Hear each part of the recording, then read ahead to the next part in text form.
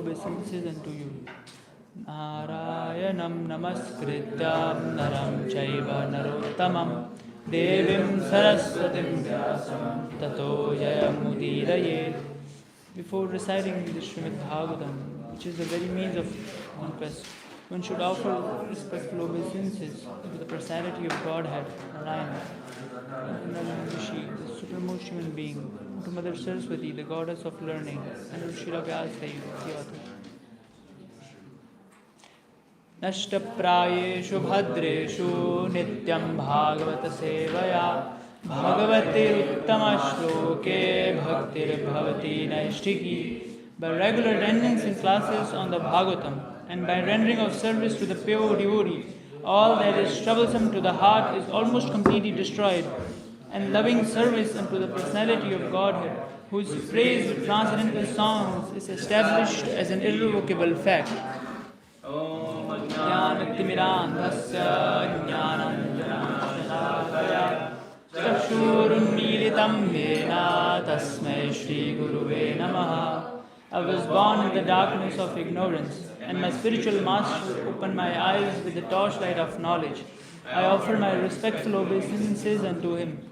Mukam karoti vachalam pangum langayate girim yat kripatamaham vande Shri Guru Dinataranam. I offer my respectful obeisances unto my spiritual master, the deliverer of the fallen souls. His mercy turns the dumb into eloquent speakers and enables the lame to cross mountains.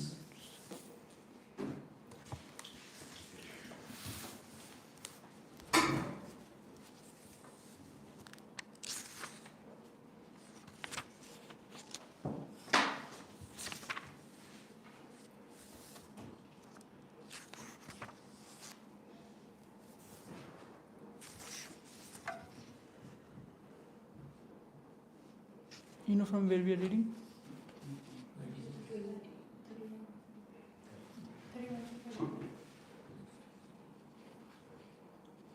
Let me see.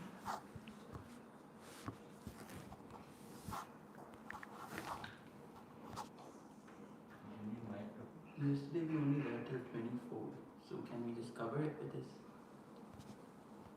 Just read it. 25 to 31. Yes, 25 to 31. When the Vrindavan forest had thus became splendid, when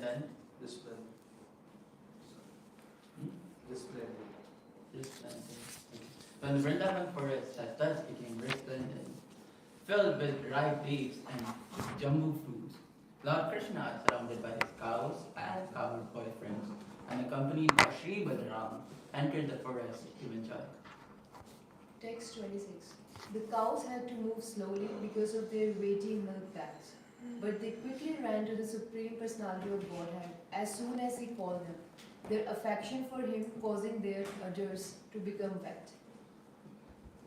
The Lord saw the joyful abolishing girls of the forest, the trees dripping sweet sap, and the mountains waterfalls, whose resounding indicated that there were caves nearby.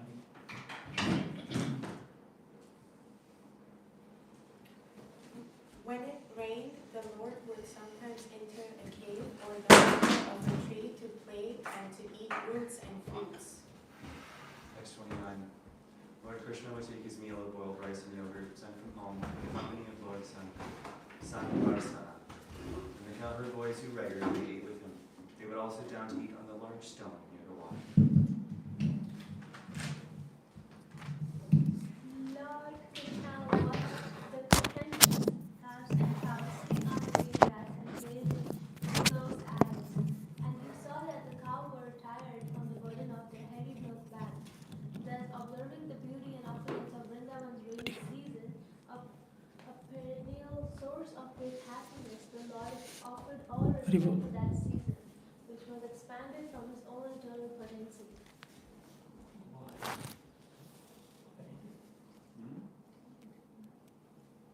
We are reading the 31, right? Yeah, text 30 and 30, focusing on.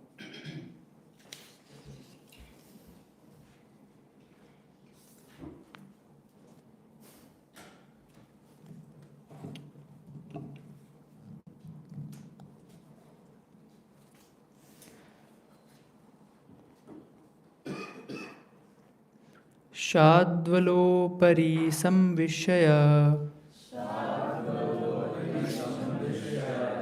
चर्वतो मिलिते क्षणान्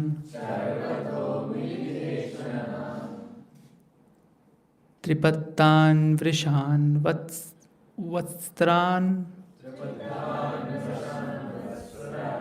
गाशुच् सवोधो भरश्रमाः प्रावृतश्रियं च ताम् Sarvakala Sukhavaham Bhagavan Pujayam Chakre Atma Shakta Brahmahitam.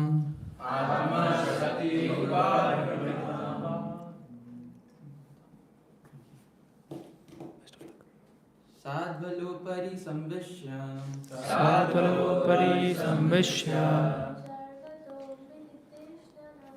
Sarvato Triptan Vishan Vat Sataran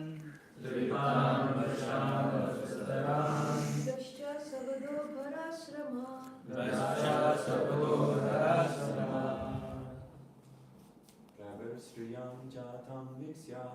Prabhar Sriyam Jatam Viksya. Sarvakala Sukhavaham.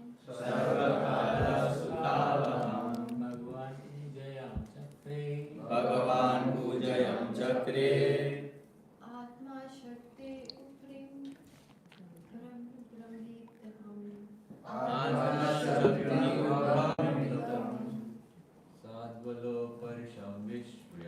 Sadvalo Parisham Vishya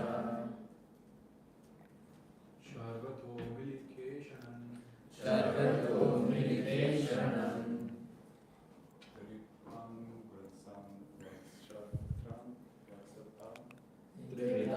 Vratsam Vaksatam. Gascha Svadho Bharashramaha Sriyam Chatam Vikishya. Sarvakala Sukhavaham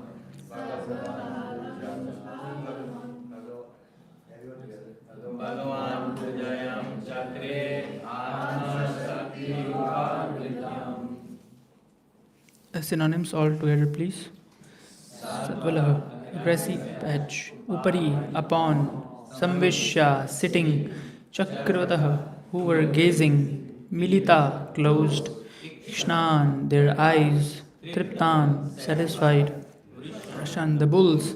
Vatsaran, the calves. Gaha, the cows. Cha, and Swa, their own. Rupa, of the milk bags. Bhara, by the weight. Shramaha, fatigue. Pravrat, of the rainy season. Shriyam, the opulence. Cha, and Tam, that. Vikshaya, seeing. Sarvakala, always. Sukha, pleasure. Vaham, giving. Bhagwan, the Supreme Personality of Godhead. Pujyam Chakre, potency. Paprihitam, expanded. Translation altogether, please. Lord Krishna watched the counted bulls, calves, and cows sitting on the green grass and grazing the closed eyes. And he saw that the cows were tried from the burden of their heavy milk bags, thus observing the beauty and opulence of Vrindavan's rainy season. Primal source of great happiness, the Lord offered all respect to that season, which was expanded from his eternal potency. Purport. Yes. The lush beauty of the rainy season in Vrindavan is meant to enhance the pleasure pastimes of Sri Krishna. Thus, to set the scene for Lord's loving affairs, his internal potency makes all the arrangements described in this chapter.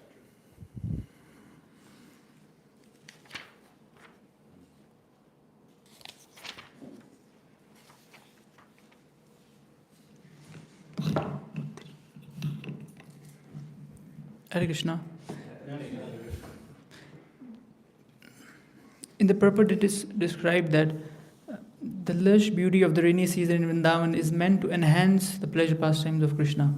So, today we'll try to focus on why the rainy season, or us human beings, or everyone in Vrindavan or involved, is meant to satisfy Krishna. Before that, we've been reading from Srimad Bhagavatam, the rainy seasons, and Bhagavatam is describing the rainy seasons, how it is and also a lot of similes, a lot of philosophy, which is going side by side. So we'll start with talking about Srimad Bhagavatam first, and then we'll go into the topic. I was maybe 3 or 4 months ago, I was hearing a lecture here in the room, and the speaker was talking about the importance of reading, and they were saying that when he started reading, he thought when he started reading Srimad Bhagavatam, he thought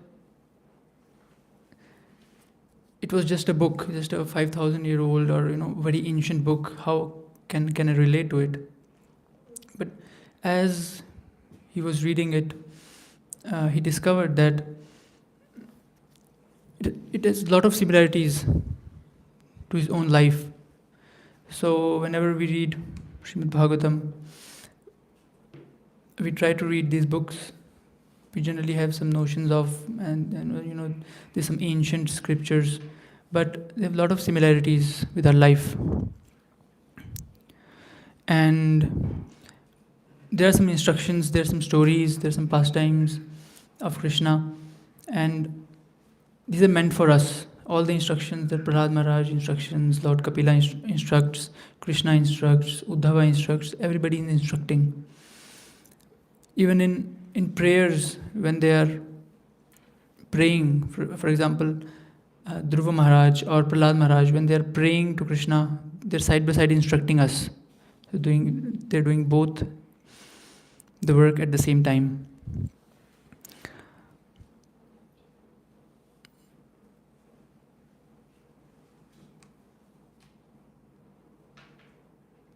So when you will read these scriptures like Srimad Bhagavatam, you'll find some similarities between what's going on in your life and what is going on in devotees' life, and how Krishna is reacting to them, and how Krishna is reacting, or how Krishna is reciprocating in your life.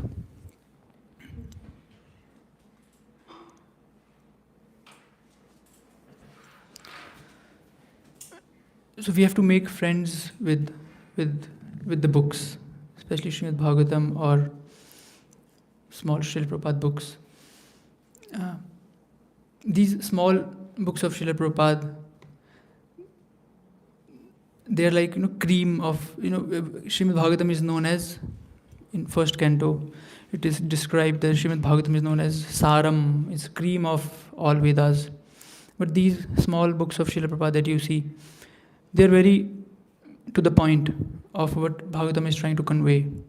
Yes, there are stories in Srimad Bhagavatam, but the teachings of Srimad Bhagavatam in very simple form is in Srila Prabhupada's small books. So this is the importance of Srila Prabhupada's small books, and one of the things that these books will give us, especially the small books of Srila Prabhupada, is intelligence.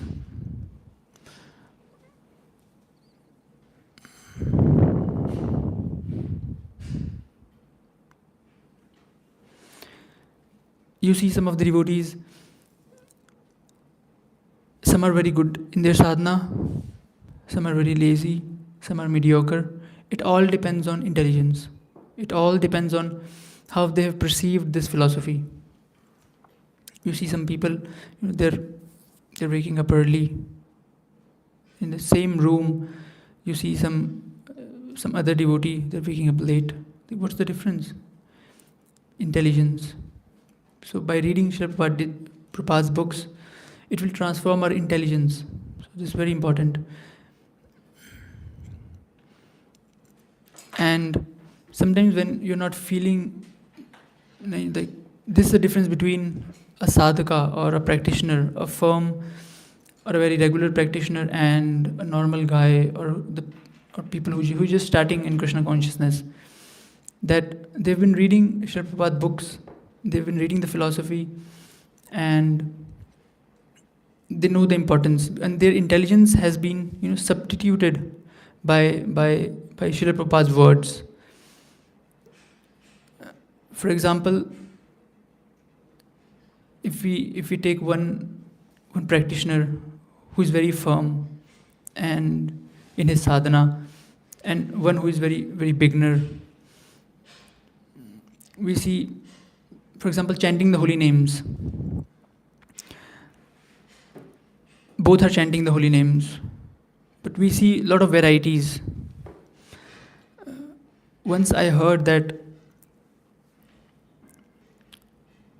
in ISKCON, initiated devotees, I think 60% or something like that, maybe 50% of initiated devotees, they don't chant their 16 rounds. I was like, wait, what? So you see these going up and downs. Being firm in Krishna consciousness depends on our intelligence, which comes through Srila Prabhupada books. For example, chanting the holy names. When we sit to chant, we know that if we haven't heard about the glories of holy names, and if we didn't read sufficiently about the glories of the holy names, we're not able to chant very firmly and very enthusiastically. When Vaishnav Prabhu was here, he was giving his japa talks. He was saying that show up, no matter what. Just in maybe in office you show up, no matter what's happening in your life, what's going on. You show up. If you have some issues going in your mind, you're thinking something else, you show up for chanting. So this firm intelligence of that I have to chant my rounds. I'm just taking this example of chanting rounds. This faith will come when we read books, when our why is very strong. Why I'm doing this? That's why some people, I remember, some people when they go to India, now they are changed. They were not devotees there in India, but here now they are devotees. Their intelligence has been changed. The way they look at people, the way they talk, the way they sit, everything has been changed. But when they go to India, they find it difficult for others to explain what happened. What happened to you? There are a lot of stories. And before going to India, they're very nervous, like how I'm going to handle my parents and how I'm going to handle my relatives. You should be very firm, and your why should be very, very strong. I remember talking to one of our friends, Monil Prabhu, and he was very worried, like, how will I face my parents, or how will I face my friends? They'll be like, what happened to you? What's this haircut, new haircut? What's this new color? And I was telling him that sometimes I wonder when I will go to India, not how I will face them, but how they will face me. Because this should be, because your why should be very strong, and why you are doing this, and people will notice your firm conviction, whatever you're doing, how you're doing your day-to-day daily life. So yes, faith. First is books. What Srila Prabhupada books will do, they will enhance your intelligence, which will result in firm sadhana, why you're doing this. And second is faith. You have to have faith in something. Even the atheist, they have faith that there is no God. So at least we should not be more degraded than atheist. There are levels of theist and atheist people. Some are very, when I talk to people, they're like, I don't believe in God. And when okay, so this is how world was created, or this is who we are, that we are soul, this, and they they're a little bit convinced. And I say to myself, like, what kind of atheist are you? You're convinced? At least if you want to be an atheist, at least be a good atheist. Faith is very, very attractive. There are levels of lower level of faith in everything. Atheist, theist, every one of us, whatever you believe in, we have lower level, then medium, then high.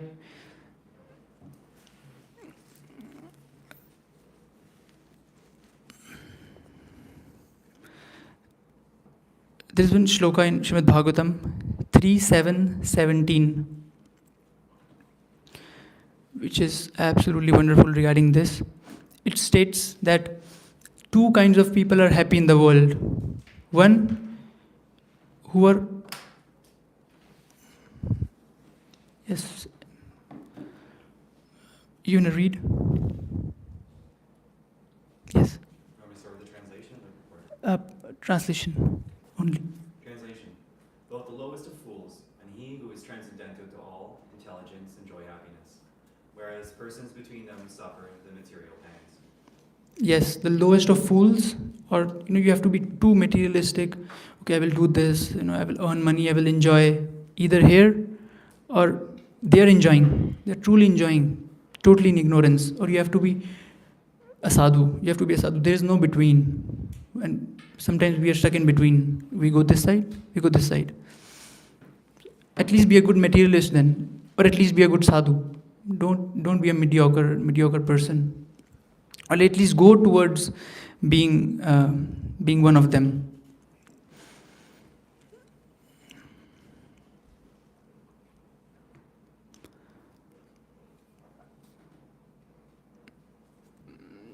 Intelligence, faith. There are a lot of stories in Srimad Bhagavatam about faith, how devotees are showing faith in Krishna. And yeah, we can learn from them. For example, Ambrish Maharaj, when Durvasa Muni, he cursed Ambrish Maharaj, he took one of his hairs and it turned into a monster. And when you will see the picture of Ambrish Maharaj, everybody around him is scared, like, oh my god, this is a monster who's going to kill Ambrish Maharaj. And Ambrish Maharaj was just like this, very calm. It's a very, very cool picture of Ambrish Maharaj. So there are a lot of stories in Srimad Bhagavatam about faith and how we can be steady in our faith. So faith is not a religious principle, okay? Because we hear it in religious organizations, even outside. They have faith. One day they will work very hard, and they will have a good life. They have faith that if they will get this car, they will be happy. Everybody has faith. So if somebody tells you, I don't have faith in this, at least there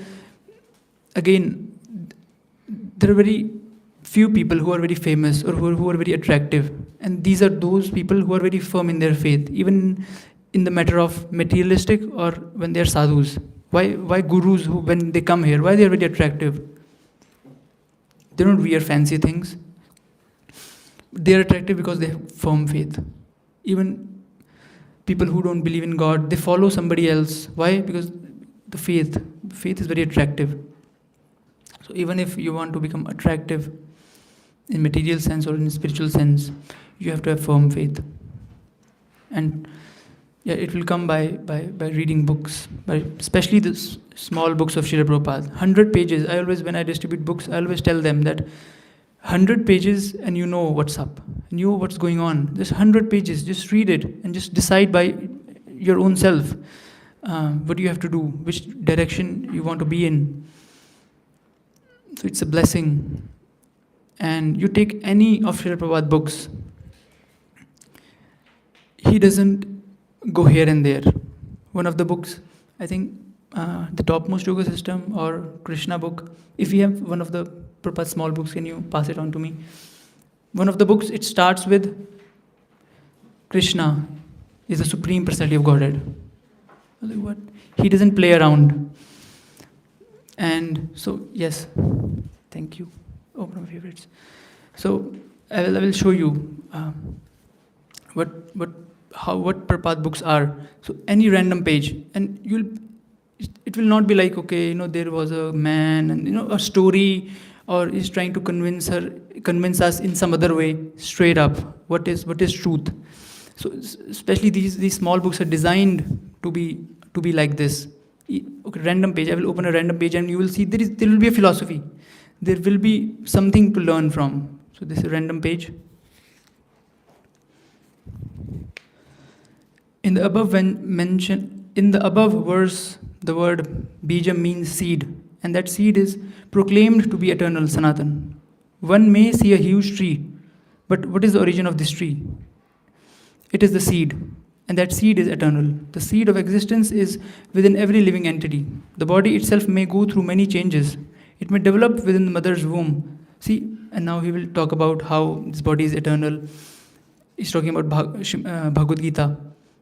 Second page, he'll be talking about something else. Every page has something to learn from, especially these small books. In Srimad Bhagavatam, these big books, or Bhagavad Gita, yesterday we were talking about yagyas. We'll do yagya, sacrifices, this and that. Good, Bhagavad Gita or Srimad Bhagavatam. But first we should finish all these small books. At least our basics should be covered. And when a person is doing a sadhana, how a person is acting, how a person is reacting, that you can clearly judge if he has read Srila Prabhupada's small books, every book or not. For example, when we were having that Ishtagoshti, and 1% of the people were able to 1 or 2% raise their hands, they read Srila Prabhupada books. 2%, some of the people here are initiated and they haven't read Srila Prabhupada books. That this should be the standard. Even these small books, 100 pages, and if you are here in this organization, you've taken initiation, or you're going to take initiation, you're very serious, and you haven't read these, very, very important points, very important analogies, and then you should please consider reading this. So faith, and one more thing that you'll gain from reading Prabhupada books, especially Srimad Bhagavatam, is knowing the nature of God.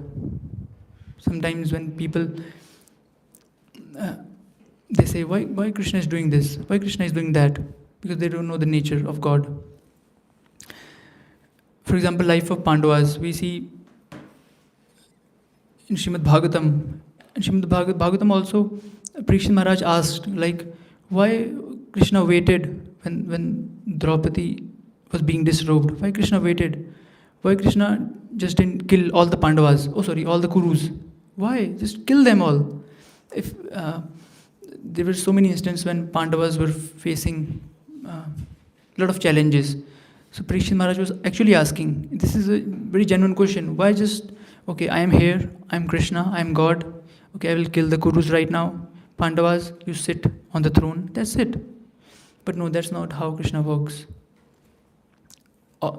These chapters of Mahabharata, chapter after chapter, going through these chapters and allowing enemies to inflict these difficulties on his devotees. Srila Jiva Goswami mentions, or Sanatana Goswami, that when we feel something, when we feel hardships, Pandavas are not feeling hardships like these. They are not normal human beings. So this is the nature of God. Sometimes I hear a lot of stories of devotees, like a fisherman. He was going in his morning duties. He went to the ocean or wherever the fishes are, and suddenly his hairs started to stand on end. Suddenly he felt this bliss. Why? He looked back, there was Krishna. Wait, what? Bahunam janmanam ante. With lot of lifetimes and lifetime of practice, Sometimes people don't get Krishna. And here a fisherman is going and he looked back, there was Supreme Personality of Godhead. So you question like why? The Bhagavatam answers in 111. Swarat, he's independent. So then you will not ask these silly questions. Why Krishna doesn't do this?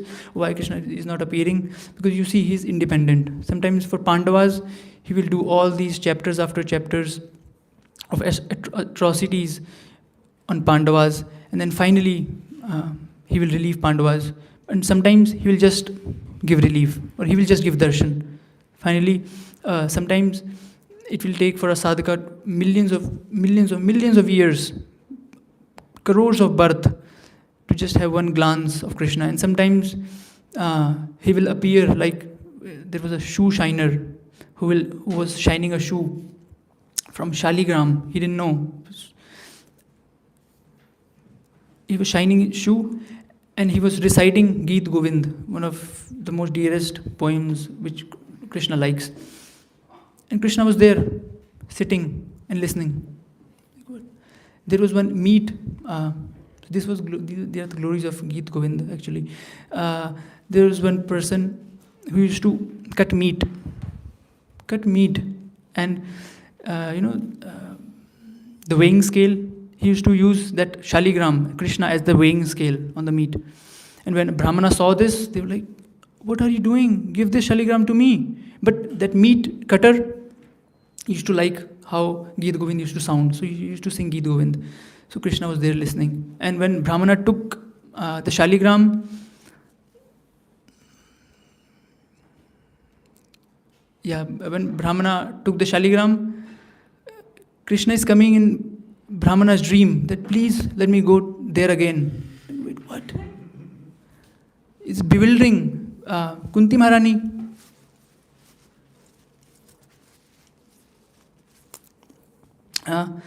says that Krishna, you are bewildering. You are running. Your mother is running after you. Your kajal is smeared. You are crying. Yet you are Supreme Personality of Godhead. Uddhava is saying, I'm reading 3rd canto of Srimad Bhagavatam. Uddhava is saying, Krishna, you are bewildering. Nobody knows you. Bhishma Dev, when he was asked, okay, tell us something, when he was about to leave his body, they all have one thing. Muhyanti kavyopihi. Muhyanti means bewildering to so-called philosophers. You're very bewildering. Even when Uddhava is describing Krishna, the Krishna, you're really bewildering. But Prabhupada writes in purport that it's not for devotees. Krishna is not very bewildering. Why? Because we have read, he is like that. He is Swarat. He will come when he likes. He will go when he likes. So nature, you will know nature of Krishna by reading Srimad Bhagavatam.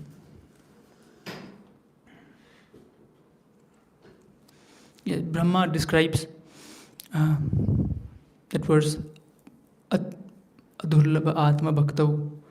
Yeah, that you're very, very difficult to find, but Sudurlabh, Adurlabh, something like that. That very easily you are attained by pure devotees.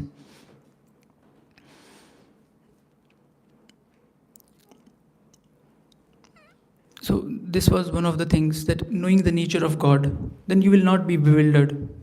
I'm chanting, Krishna is not coming. Sometimes we're feeling very good, sometimes we're feeling very low. Yeah, this is how sometimes we feel, Krishna is there. Yes, he is. Sometimes he is not. Where he is. Yes, this is his nature. This is what he does for a living.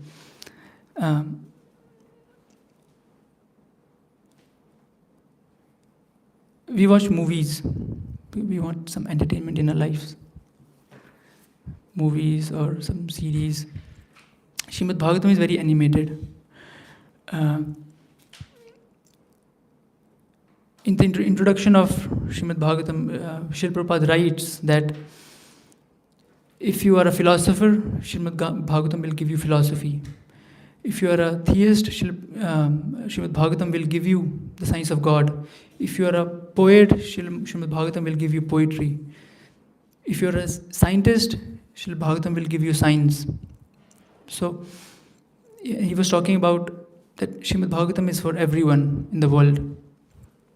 And there was one more thing. It's a very beautiful introduction of Srimad Bhagavatam about that we need one book. Like Srila Prabhupada talks about the people. He says that people talk about universal brotherhood, but we'll have universal brotherhood when we will have universal fatherhood, and we'll know our universal father. Otherwise, it is universal brotherhood is not possible. And this information we will know by Srimad Bhagavatam. There are a lot of poetries in Srimad Bhagavatam.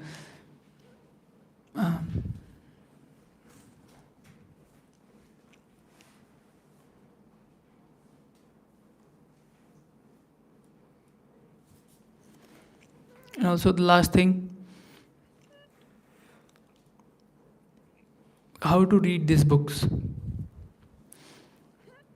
Like Srila Prabhupada's small books or Srimad Bhagavatam, any book. First thing that we have to cut off these artificial boosters that we get from watching something. For example, a movie. We watch some movies. We want to get out of this world which we are in. When I used to watch movies, why? And this actually is, scientific science of movies, the kind of movies we are watching. For example, when I left all of my friends and me and my family went somewhere else, I used to watch movies in which there are some friends and they're going somewhere, and they're having camp. A lot of movies, a full list of those movies in which there are a lot of friendship, a lot of bonding. Why? Because I was missing my friends. Oh, that's why I watch these kind of movies. Whatever we are missing, we watch those kind of movies. Thriller, action, if we want to be someone like that. This will trigger movies are, what I found, that movies are number one cause of material desires. Yesterday, I was listening to one Maharaj, and he's like, okay, what is the definition of material desires? And everybody said this and that, this and that. And he said, material desires are the desires which never is fulfilled, which will never be fulfilled. These are the material desires. I know one of my friends, he started watching some movies. As soon as he completed one movie, one series, or I don't know what he was watching, he was like, I want to be an actor. Wait, what? Yes. One day, I want to be this. And he started to have enroll in courses and all, and now it's dormant. Now he's little what do you call it? Little okay. Now again he'll watch a movie. Wait a minute. So I notice my mind whenever I watch a movie. There's something, some material desire, something or other which comes up. So the first thing that I did was absolutely cut off with these.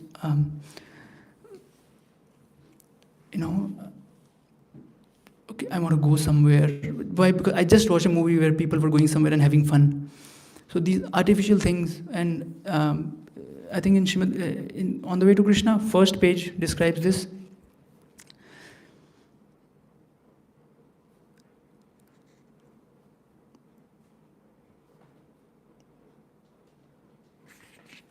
That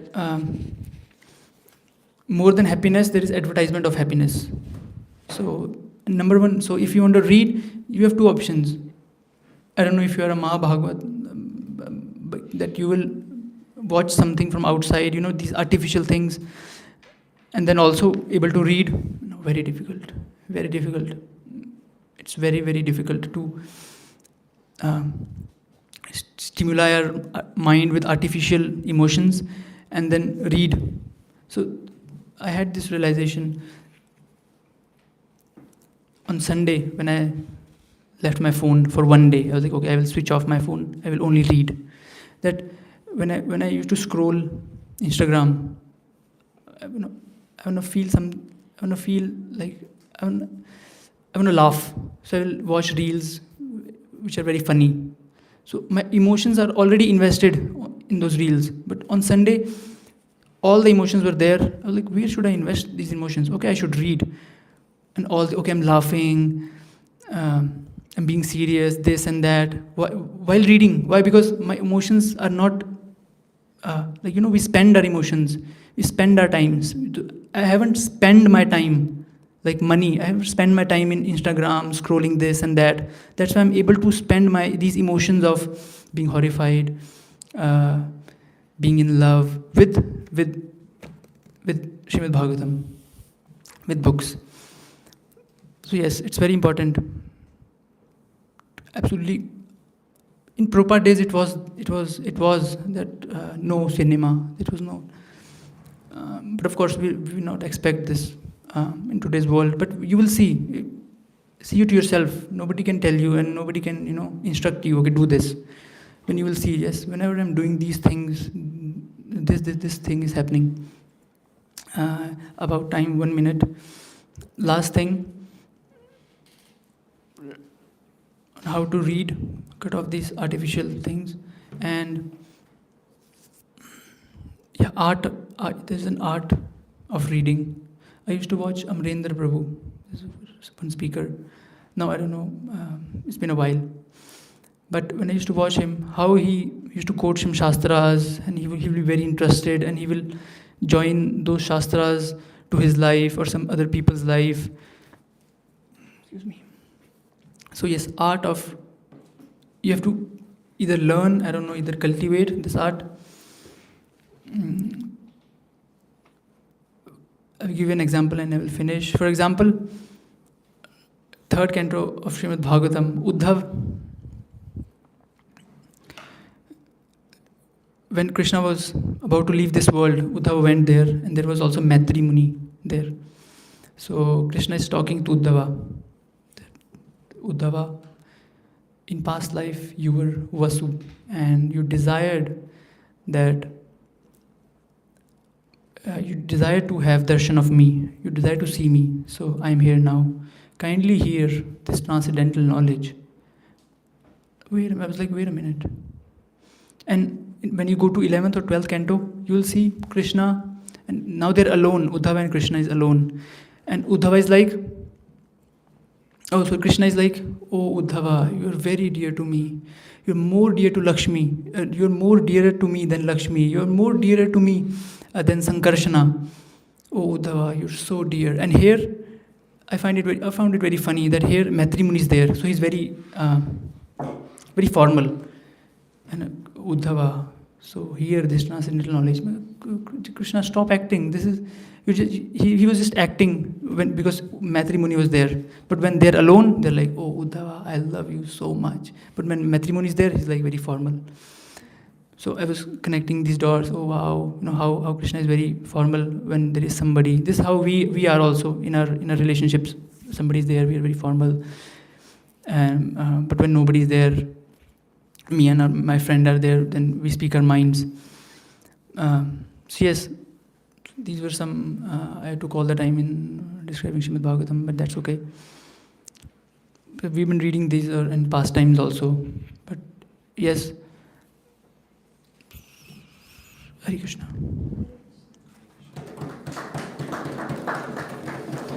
Any questions, corrections, realizations? Thank you. Yes. I really like the point of saying that we should cut off movies bring unnecessary desires. I was also at a time when I used to watch a lot of movies and my life was full of desires, and I wanted my life to be the same whenever I used to watch. And the time I just stopped watching movies, I realized that I'm living more in the reality. So it really helps not watching movies. And what helped me was reading and watching. I turned my movies into watching something spiritual. So that helped me a lot. So that that is very important, which we don't see, which we don't focus on nowadays. Hmm. We just feel like it's okay for sometimes just for refreshment, but that's just an excuse to watch that. Yeah, yeah, we have to. But when we stop watching movies, we had this artificial stimuli. Stopping all of a sudden, it's very difficult. Even though now also, um, I say to myself, I will scroll for like 10 hours, but I will not watch one movie.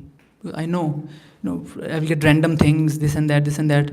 But movies, I will be invested emotionally. But you have to spend these emotions somewhere else. Spend these emotions somewhere else. Yes. So for scrolling, if you want, I can introduce you to an app. It's called Opal.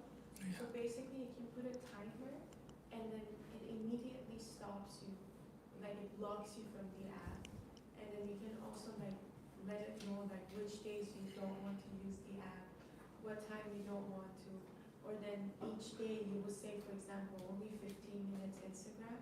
So once you reach 15 minutes, it doesn't allow you to scroll anymore. Yesterday I deleted that app. I had that because, for example, I have to because okay, I had this from 9 to 1.